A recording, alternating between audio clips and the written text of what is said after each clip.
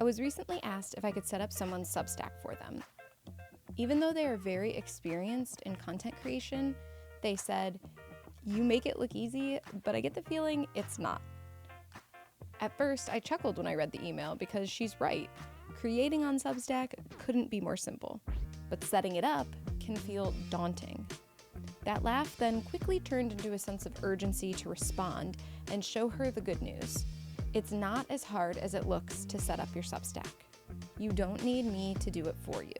Substack was designed to be simple, and once you set up these 4 key pieces, your tiers, your about page, your emails, and your branding, it's done. You don't have to tweak it often. You may never tweak it again. It doesn't need to be perfect. You just need to set up enough to begin so you can move past the busy work and into what matters, creating.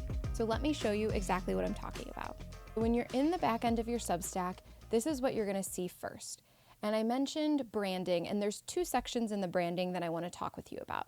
We'll start with what you see when you are first here at the beginning of your page. Just like it says, there's this basic section where you're going to put in everything from the publication name to a short description of it, and you can also choose a picture so that people can either see your face or your logo here as well. You'll also pick your categories on this page.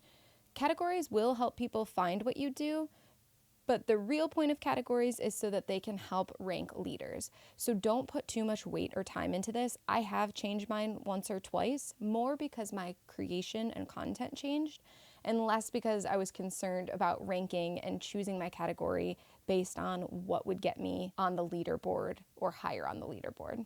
And so for this, really just take 1 second to choose it and move on. Don't worry too much about it, in my opinion. Other people with other strategies might tell you differently. I would say click it and move on. Your creation is what really matters. The next section you get to is your payments, and this is where the conversation about tiers comes in. When you're on Substack, you have a choice to have your free tier. You can put all of your content in there. You could put none of your content in there. The cool thing about Substack is you really get to choose. And so taking some time to think through what is the purpose of your Substack for you? What are you using it for? And then how do you want to set it up? And what do you want to be delivering on is really a bulk of the work that you're going to do in terms of setup. So you will choose if you're going to have any paid tiers and what your pricing is going to be like. There's lots of different ways to think about this and strategies that you can consider. And that is something that I do go over in my mini course because I've seen so many cool creative ways and different ways to use this section. But most importantly here is when you come to your descriptions. These are short little sentences where you get to describe what somebody will receive if they are a free subscriber. And then if you do offer a paid tier, you'll get to describe in there what that looks like and what the benefits are. I really recommend taking time to think this through and think about what you're writing there. And I also like to think of it through the lens of what is the most simple way to say what I do, and also what would be interesting and intriguing to me. What would make me think, yeah, I want to participate in that. From here, you'll keep scrolling down and you're going to get to website. This is the other spot where you can do some branding. You'll click on Go to Website Theme Editor, and from here you choose from branding and homepage. This can be really simple. You'll click in, you'll choose your publication logo, and you can have an additional word mark at the top. You can choose the background on web for what your pages look like. So mine is actually a light cream color versus just a plain white. And then you'll choose your other main color, which often becomes your buttons, your links, things like that. If you want to switch up the font to make it more on brand with your work and what feels good to you, you can do that in this section as well. This should take you all of 3 to 5 minutes. So again, it does not have to be difficult. You don't have to belabor over so many stylistic choices. They make it very simple. It's just something you might want to consider, so it's tailored to you. The other section you can look and tweak here is your homepage. You can see, because I have so many posts, my homepage is way more filled out and designed because I've chosen to customize it based on tags, because I have enough content to split into different sections based on tags. You can choose so many other options though, like feature, newspaper, magazine. You can just sift through those, find what feels good. It's only going to show up in web. It is not going to reflect in the app. So again, don't take too much time on this. Pick what feels clean and easy and move on. The next spot you're going to want to jump to here in the sidebar is your emails. When you click here, you're going to see welcome emails for imported subscribers, for free subscribers, paid subscribers, and even founding members if that's something you choose.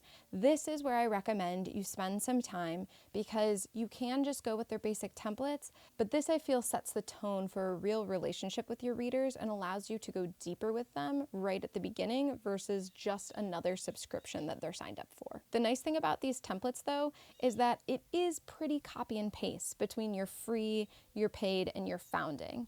I use a lot of the same verbiage at the beginning of mine that I then use for my paid subscribers, but I give them more information on where to go within the platform in order to find what they may be looking for and also what they just paid for. This too is something that I share in the mini course just to make your life simpler. I've shared templates there that you can just copy and paste so that you can move forward and just start creating. The last thing that I recommend you spend your time on is your about page. This is the opportunity for you to really share what somebody can receive, why you've created this space, what the benefit is to them. There are so many things that you can put here, and the nice thing is this is typically the first place people go when they're new to your world. So really take the time to think through what are the articles that you'll be writing, how will you be delivering, why did you get started? People love to hear about the story, and also if you do offer paid tiers, this is a great spot to put more information there. I love that you can customize it with photos, even videos, links, all of these things, so you can really make it your own.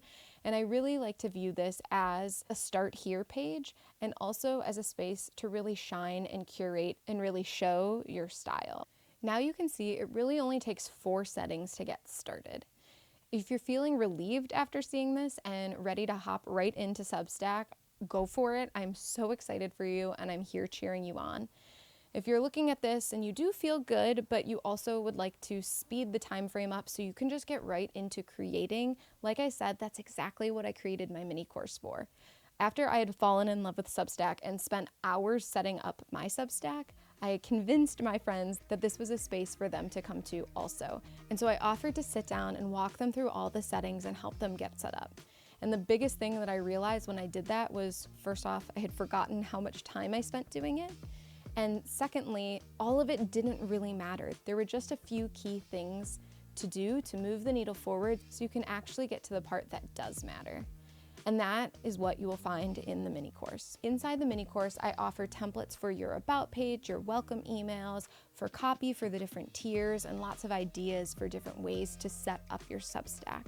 Plus, I walk you through not just the settings I showed you today, but all the different settings you might stumble across as you're setting up your Substack and creating your first posts. It's designed to get you past that blank screen and into creation. Because at the end of the day, you don't need to hire someone to set up your Substack. You don't need to overthink the tech. Substack is just a container. Your presence, your vulnerability, your stories, your words, that's what people come for.